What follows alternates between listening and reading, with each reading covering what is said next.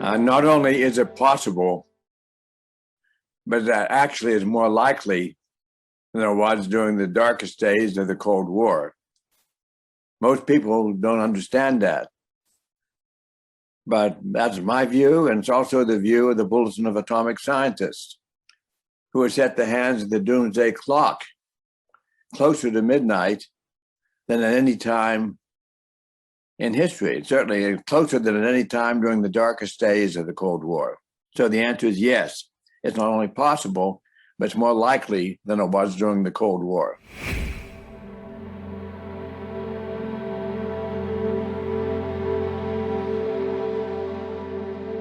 Several things could be done. First, and perhaps most importantly, is the United States and Russia should work to develop a constructive dialogue on nuclear issues.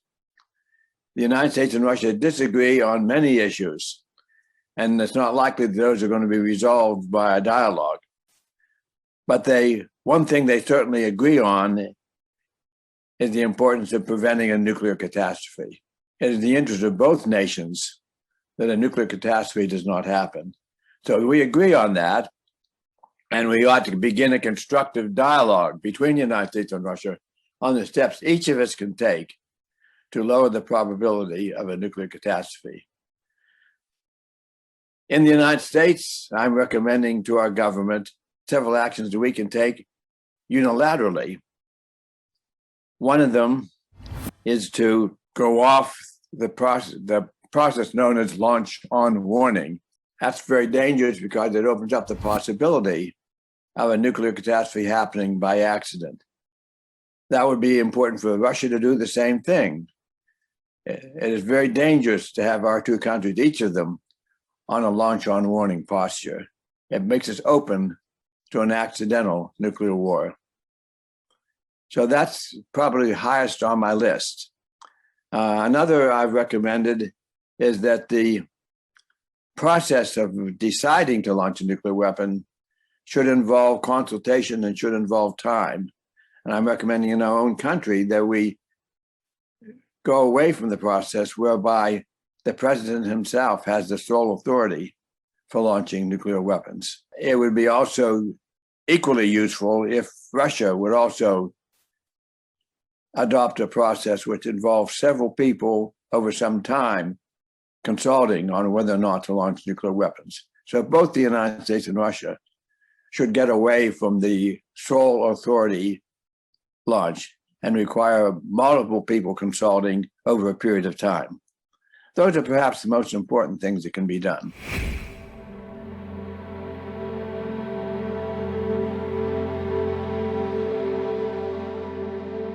Simply because people do not understand the danger we're confronting. They believe that when the Cold War ended, the danger of a nuclear catastrophe ended with it, which is wrong, because as we've said earlier, the danger of a nuclear catastrophe today is actually higher than it was during the Cold War. But people don't understand it, either in the United States or in Russia. It's because people are not informed, do not understand what the danger is.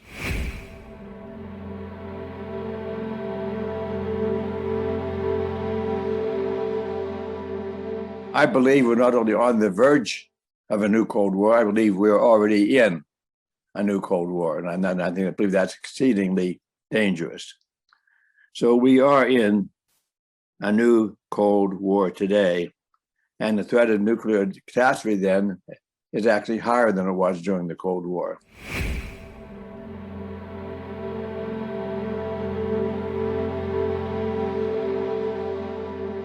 Well, the United States and Russia have many, many differences today, and it's not likely that the new administration will be able to resolve those that a Biden-Putin meeting, for example, will be able to resolve all those issues. Even if we cannot resolve all of those issues, it is extremely important that President Putin and President Biden begin a serious discussion of things we can do to lower the dangers of a nuclear catastrophe. So if they focus on that particular problem and work on trying to solve that problem, it's something that our two presidents could do.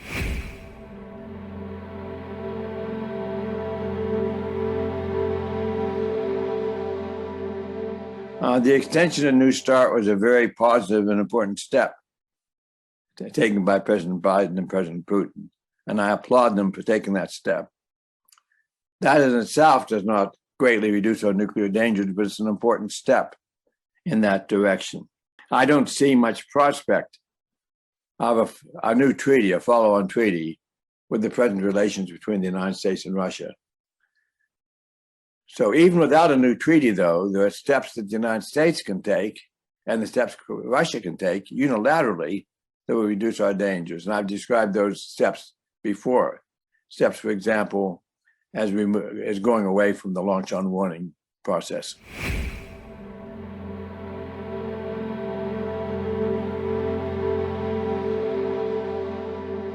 I think it's very important for both the United States and Russia to hold up the goal of the elimination of nuclear weapons.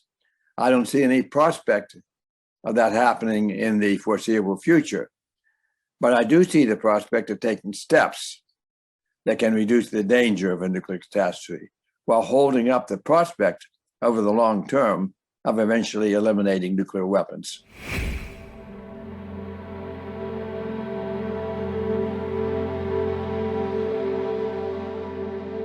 On a practical basis, the plan for Great Britain to increase the number of nuclear weapons by that modest amount is not significant.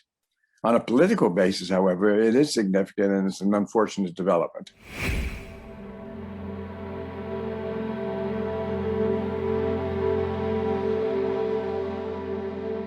Both the United States and Russia have very good programs in place to prevent the stealing or seizing of a nuclear bomb by a terror group. And that gives me good confidence. However, as more and more nations get nuclear weapons, the prospect of a terror group being able to get a nuclear bomb increases. And therefore, that's one of the good arguments against allowing further proliferation of nuclear weapons.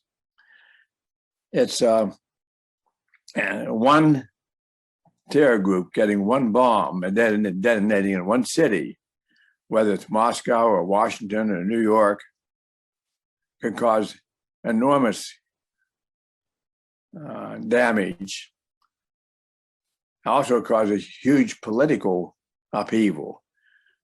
So it's a very unfortunate development if it were to happen. In a way, it's surprising it has not happened already, but we can be thankful for that. I'm talking now about a regular nuclear bomb, a bomb that could detonate, say, with the destructive power of the Hiroshima bomb.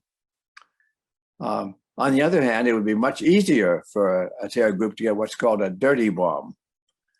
A dirty bomb is a bomb which is really a high explosive bomb, a regular high explosive bomb, but surrounded by radioactive material, and it disperses radioactive material over maybe several city blocks. That could be economically very damaging, but it would not cause many casualties. I mean, the casualties of a real nuclear bomb could be, even a small one like the Hiroshima bomb, could be 100,000 people, as happened in Hiroshima. A dirty bomb, we're talking about dozens of people. So it's a very, very different situation. But the economic problem of a dirty bomb is it would take an area in the middle of Moscow or in the middle of Washington or in the middle of New York and render it uninhabitable for quite a long period of time. So it could be quite an important economic consequence. And psychological, it would certainly cause a lot of psychological fear.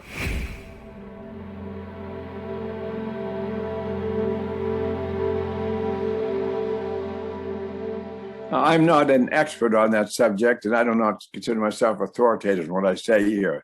All I will say on that is that I sincerely hope that the United States and Iran will be able to reinstitute the so-called JCPOA, the agreement that was achieved during the Obama administration, in that it reduces the likelihood of a nuclear situation develop in Iran and in the Middle East.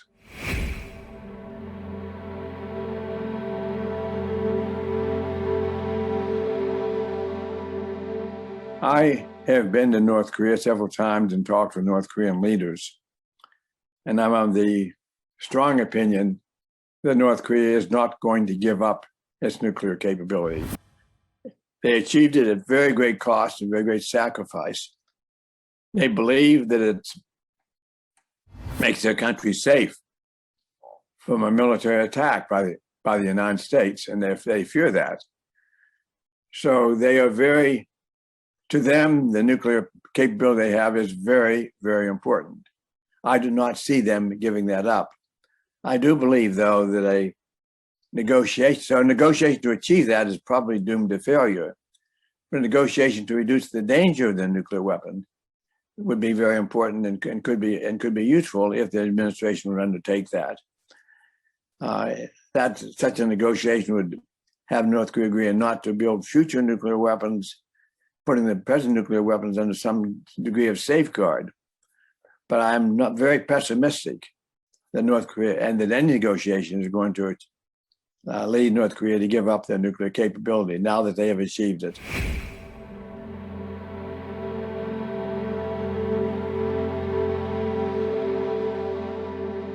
I have a hard time coming to a judgment on that question. I do believe, however, that what the COVID pandemic demonstrated was the importance of cooperation internationally, the cooperation between nations all over the world in dealing with the dangers. That's obvious in the case of a pandemic like COVID-19, but it's also true that same cooperation, if we could achieve it in the area of pandemics, might set the standard for cooperating in other areas, in particular cooperating in the area of nuclear relations, which could cause an even greater disaster than the pandemic. So international cooperation is very important. The COVID has demonstrated that, but it's also equally true about cooperation in nuclear security threats.